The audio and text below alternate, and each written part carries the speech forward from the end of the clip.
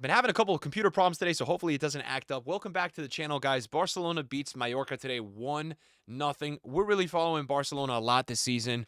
There's a lot to like. There's a lot to like about this team. They do just enough today. It really wasn't one of those beautiful days at the office. I mean, this is one of those games that could really go the other way. And this is one of those games that this is not even to slight Real Madrid, but with Real Madrid's lack of creativity against Park the Bus teams, this might have been a game today that Real Madrid might have not won. Now, Barcelona was going up against Mallorca, a seventh-place team. They played the 5-4-1, and man, was it a 5-4-1. If you guys were at work or at school and you want an illustration of kind of how it looked, this is how it looked today. It was one of those teams that just said, look, you guys are too good. We're going to go and play this way, and this is the best chance we got.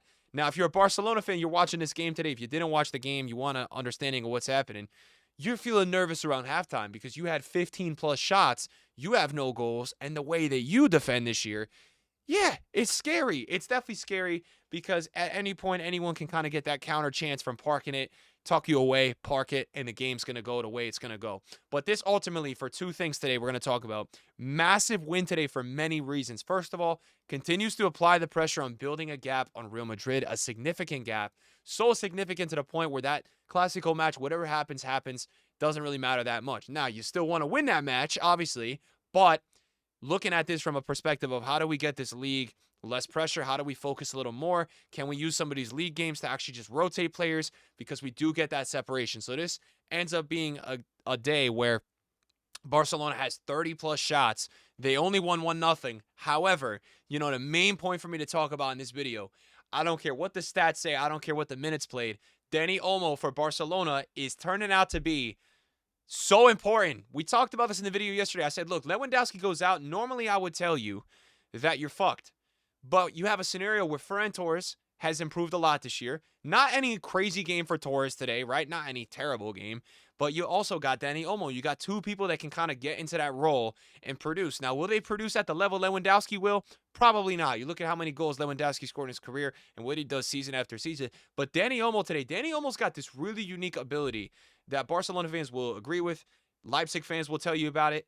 I've seen him a lot over the years. What this guy can do is get a touch out in a tight space so well. I've not seen a lot of players in football be able to do it. He's not one of those guys that's going to be doing the Neymar rainbows, one of those guys that's going to be giving you the Declan Rice free kicks, although he could probably hit a free kick, But look, this guy, his ability to just push that touch out and get that shot off so quickly in those sharp moments before the defenders can react, it makes him so unique. But we talked about, if you watched the video yesterday, if you watched the video, and if you didn't, I'm going to tell you what I said. I said, look, Dani Olmo for me has turned out to be the most important Barca signing because this dude, no matter what his injuries, has been worth it. Because somehow, some way, when he's healthy, he looks like he was never injured. And that's something that people are not understanding how hard that is to do. It takes players sometimes a whole season, half a season, to get back to where they were after injuries. This guy gets injured for a month. Back in the lineup, he's scoring or assisting right away, and he looks like he never left. So whatever superhuman ability this dude has, it was the difference today. Because without Dani Olmo, they would not have scored. We even saw a situation where maybe if it was 0-0, the situation would have been different. But I tweeted this out.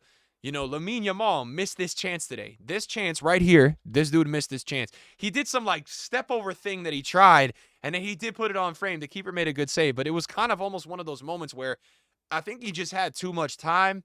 And, these are situations that Yamal is going to improve. I know, look, people are going to come and say, bro, why are you not hating on Yamal for missing that? He should be scoring that. You are right, right? We call this dude baby goat, all that. But, look, this is a learning game for him as well. This kid is still 17. This was probably one of the most wide open chances I've seen him miss. And I was fully expecting Yamal after this miss to just pull some crazy Puskás level goal, which if you watch the game, it wasn't close or anything, but he had some dipping volley that was very on target, just bounced before the keeper. But I thought for a second that one was going to go in. That would have been the most Yamal thing ever. So Yamal misses that chance. That was probably the chance of the game. Look at Barcelona this season, man. Look at what Hansi Flick is doing to this team. When is the last time, guys, tell me, in a major league, we're talking top 5 league, somebody find the last game where a team had 40 shots against the 7th place team. Does anyone know when the last time that is? This Hansi Flick guy is psychotic. He's got a rotational squad, and we're going to talk a little bit about this. He's not even playing the whole first squad. He's given Fati to start today. He's played Fort today. It's like, what is this guy cooking? What is this guy Hansi Flick cooking? 40 shots, 13 on target, 4 big chances. Guys, 80% possession. Mayorca said today, have the ball, Barcelona. And look, they did just enough because they only converted 1 out of 40 shots, which, look, you could say they're missing Lewandowski. I would agree with you. One thing I want to point out in this video that I think is just underrated and just like as a talking point. So like this quote came out yesterday, right? And basically Hansi Flick was in an interview, and basically Ansu Fati and Hector Fort were like really mad about being on the bench. They want to play. So Flick said, I understand they're disappointed, but I don't understand their reactions. I want to see the right reaction on the pitch when they get their chance to play, not after a match we've won. So Flick is totally fair with saying that. Where I'm going to credit Flick for this is that I actually think it's very commendable that a lot of these managers have such egos that they get so annoyed when players are speaking out about wanting to play, and they just will double down on like absolutely hating the dude. That's what I see. I'm like, okay, this manager hears this from this player, and by the time you know it, the guy doesn't play for 2 months and he's up on a transfer list within the next 2 months. What did Hansi Flick do today? He put Fort and Fati in the lineup. He started them today, and it was the perfect game to rotate. It really was. But he literally just started them. I was like, yo, that's kind of badass, man. Shout out to Hansi Flick for not being that, crazy, like, ego manager, selfish kind of dude. What other things could we talk about with this Barcelona game today besides Dani Olmo? For me, I want to do the weekly, the daily Pedri glaze on this channel. Guys, Pedri, if the Ballon d'Or was decided by the best player in the world, Pedri's the best player in the world. I don't care what you guys say. He is the glue to why this team, the pace, the intelligence, the passing this team plays with. He's the glue to why they can have 40 shots against a team with 5 back and a 7th place team. It's genuinely incredible to see. And, Barcelona with this win today, we look at the table standings, right? They have now a 7-point gap on Real Madrid. Atletico, for me, is fully out of the league. Real Madrid will face tomorrow. They will play Getafe, who is doing in the table worse than Mallorca is doing this season, but I think is still a harder team to beat and a similar style as well. Now, Getafe is not in any crazy form, but I swear to God, every time these two teams play, I'm always seeing Getafe get after it. Now, usually Real Madrid do take care of business in the head-to-head. You can see, obviously, Getafe not doing much. But this is, don't get it twisted, a must-win match for Real Madrid. Real Madrid has to give everything tomorrow. Otherwise, I am going to tell you 100%. I've got Barca right now at 90% to win the league. I'm going to tell you tomorrow on this channel, if Real Madrid drop points in this game, if they only get 1 point, I got Barca winning the league. Even if Real Madrid do the madness, they beat Barca in that El Clasico in the league, I just can't see a way with how Barca are creating, with how they're playing, that there's any world that they're not going to take care of business the rest of the way.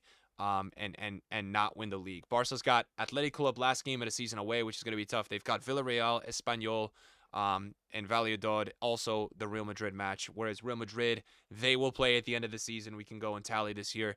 They will play Celta Vigo. Obviously, they got Barca, Mallorca, Sevilla, and Sociedad with Getafe tomorrow. So, look, any dropped points for Real Madrid for the rest of the season is going to be massive trouble. Barca on a roll. I think that's all we got to talk about in this video today. It was one of those games where that's kind of been the story of this season, man. Barca has been just absolutely cooking attacking-wise this season, and that's why I sit here and I tell you guys, I'm praying every night that we could see a PSG versus Barcelona final. I think it's going to be electric. I think it's a Champions League final that we're deserving of. I've watched a lot of Champions League finals, in the recent maybe 10 years that just haven't been great. So hopefully we could see it. I feel like from the eye test, it's the best 2 teams in the world in terms of the football style they're playing. Will we get it? It's going to be tough, man. Inter Milan, Arsenal, they're going to be really tough for both of these teams. But what today told me about Barcelona, even with a rotation squad, even with a team, going all out defensively, Barcelona can do more than enough to get it done. They will need Ferran Torres and Olmo and Rafinha and these players to really step it up and get the ball in the back of the net because one shot from 40 or one shot going in off of 13 on target. Today, for me, it wasn't alarming. A lot of these shots, 13 on target, there was some definitely decent chances. Keeper was making saves. It just looked like one of those days at the office Barcelona, 7-point advantage, guys. That's it. I watched the game. It was a good one. And we're going to watch the Real Madrid game tomorrow. We're going to react to that. So stay tuned for that one. We'll see you guys when it's time for that one. Peace. Have a good night. And thanks for watching the video. Bye-bye.